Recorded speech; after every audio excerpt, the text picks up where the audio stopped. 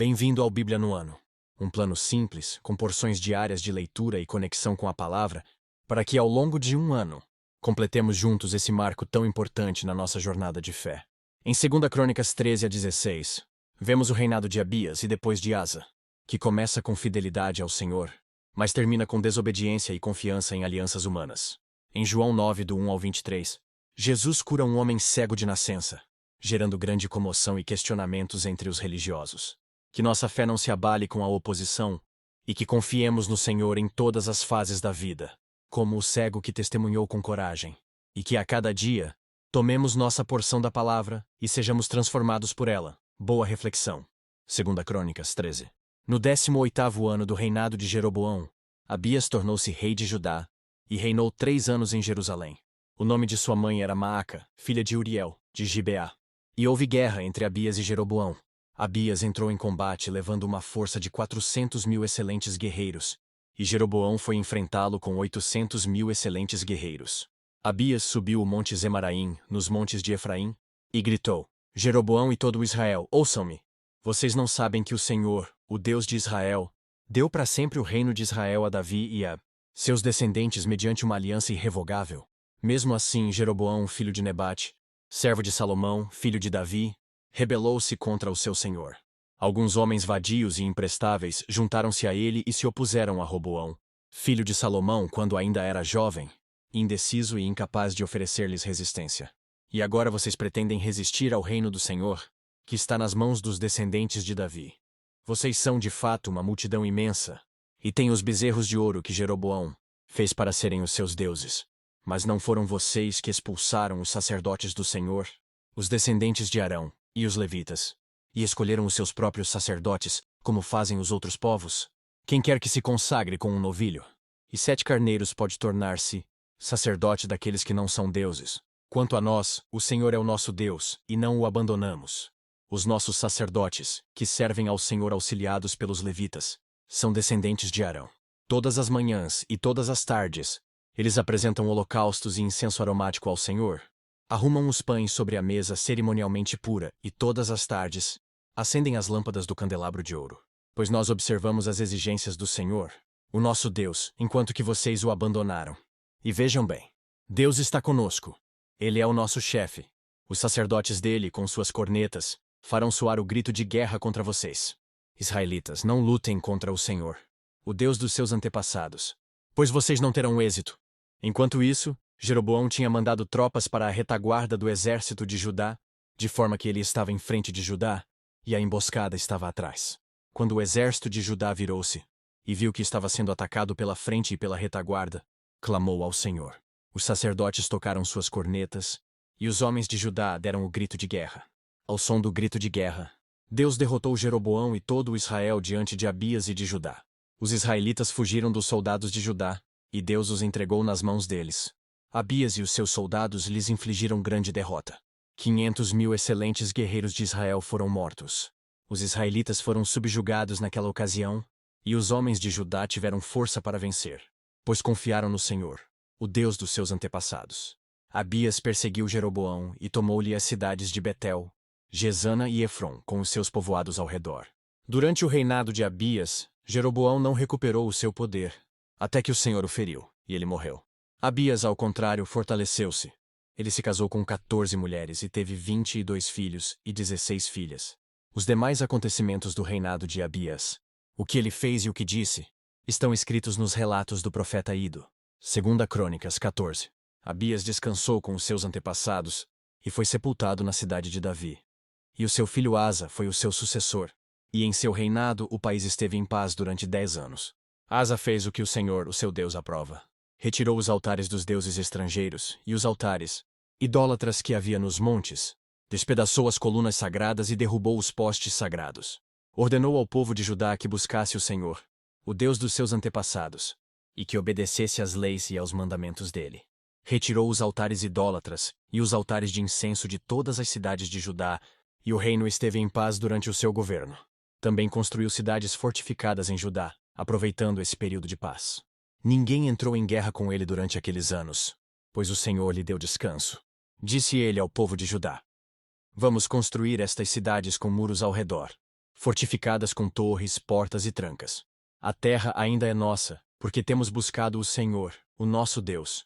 Nós o buscamos, e ele nos tem concedido paz em nossas fronteiras. Eles então as construíram e prosperaram. Asa tinha um exército de 300.000 homens de Judá, equipados com escudos grandes e lanças, e 280.000 de Benjamim, armados com escudos pequenos e arcos. Todos eram valentes homens de combate. O etíope Zerá marchou contra eles com um exército de 1 milhão de soldados e 300 carros de guerra, e chegou a Maressa. Asa saiu para enfrentá-lo, e eles se puseram em posição de combate no vale de Zefatá, perto de Maressa. Então Asa clamou ao Senhor, o seu Deus: Senhor, não há ninguém como tu para ajudar os fracos contra os poderosos. Ajuda-nos, ó Senhor, ó nosso Deus, pois em ti pomos a nossa confiança, e em teu nome viemos contra este imenso exército. Ó Senhor, tu és o nosso Deus. Não deixes o homem prevalecer contra ti. O Senhor derrotou os etíopes diante de Asa e de Judá. Os etíopes fugiram, e Asa e seu exército os perseguiram até Gerar, e caíram tantos deles que o exército não conseguiu recuperar-se. Foram destruídos perante o Senhor e suas forças. E os homens de Judá saquearam muitos bens. Destruíram todas as cidades ao redor de Gerar, pois o terror do Senhor havia caído sobre elas. Saquearam todas essas cidades, pois havia nelas muitos despojos. Também atacaram os acampamentos onde havia gado e se apoderaram de muitas ovelhas, cabras e camelos. E então voltaram para Jerusalém. 2 Crônicas 15. O Espírito de Deus veio sobre Azarias, filho de Oded. Ele saiu para encontrar-se com Asa e lhe disse: Escutem-me, Asa e todo o povo de Judá e de Benjamim. O Senhor está com vocês quando vocês estão com ele. Se o buscarem, ele deixará que o encontrem. Mas se o abandonarem, ele os abandonará. Durante muito tempo Israel esteve sem o verdadeiro Deus, sem sacerdote para ensiná-lo e sem a lei. Mas em sua angústia, eles se voltaram para o Senhor, o Deus de Israel. Buscaram-no, e ele deixou que o encontrassem. Naqueles dias não era seguro viajar, pois muitos distúrbios afligiam a todos os habitantes do território. Nações e cidades se destruíam umas às outras, pois Deus as estava afligindo com toda espécie de desgraças. Mas vocês devem ser fortes e não se desanimar, pois o trabalho de vocês será recompensado. Assim que ouviu as palavras e a profecia do profeta Azarias, filho de Oded, o rei Asa encheu-se de coragem. Retirou os ídolos repugnantes de toda a terra de Judá e de Benjamim, e das cidades que havia conquistado nos montes de Efraim, e restaurou o altar do Senhor que estava em frente do pórtico do templo do Senhor. Depois reuniu todo o povo de Judá e de Benjamim. Convocou também os que pertenciam a Efraim, a Manassés e a Simeão que viviam entre eles, pois muitos de Israel tinham passado para o lado do rei Asa, ao verem que o Senhor, o seu Deus, estava com ele. Eles se reuniram em Jerusalém no 3º mês do 15º ano do reinado de Asa. Naquela ocasião sacrificaram ao Senhor 700 bois e 7.000 ovelhas e cabras, do saque que haviam feito. Fizeram um acordo de todo o coração e de toda a alma de buscar o Senhor, o Deus dos seus antepassados. Todo aquele que não buscasse o Senhor, o Deus de Israel, deveria ser morto, gente simples ou importante, homem ou mulher. Fizeram esse juramento ao Senhor em voz alta, bradando ao som de cornetas e trombetas. Todo o povo de Judá alegrou-se com o juramento, pois o havia feito de todo o coração. Eles buscaram a Deus com toda disposição. Então ele deixou que o encontrassem e lhes concedeu paz em suas fronteiras. O rei Asa chegou até a depor sua avó Maaca da posição de rainha-mãe, pois ela havia feito um poste sagrado repugnante. Asa derrubou o poste, despedaçou-o e queimou-o no vale do Cedron. Embora os altares idólatras não tenham sido eliminados de Israel, o coração de Asa foi totalmente dedicado ao Senhor durante toda a sua vida. Ele trouxe para o templo de Deus a prata, o ouro e os utensílios que ele e seu pai haviam consagrado. E não houve mais nenhuma guerra até o 35º ano do seu reinado. 2 Crônicas 16. No 36º ano do reinado de Asa, Baasa, rei de Israel, invadiu Judá e fortificou Ramá, para que ninguém pudesse entrar nem sair do território de Asa, rei de Judá. Então Asa ajuntou a prata e o ouro do tesouro do templo do Senhor e do seu próprio palácio, e os enviou a Ben-Hadad, rei da Síria que governava em Damasco, com uma mensagem que dizia: Façamos um tratado como fizeram meu pai e o teu. Estou te enviando prata e ouro. Agora, rompe o tratado que tens com Baasa, rei de Israel, para que ele saia do meu país. Ben-Hadad aceitou a proposta do rei.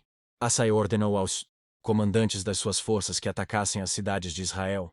Eles conquistaram Ijon, Dan, Abel-Maim e todas as cidades armazéns de Naftali. Quando Baasa soube disso, abandonou a construção dos muros de Ramá.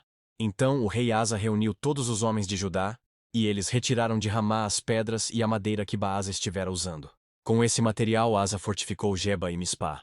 Naquela época, o vidente Hanani foi dizer a Asa, rei de Judá: por você ter pedido ajuda ao rei da Síria e não ao Senhor, ao seu Deus, o exército do rei da Síria escapou de suas mãos.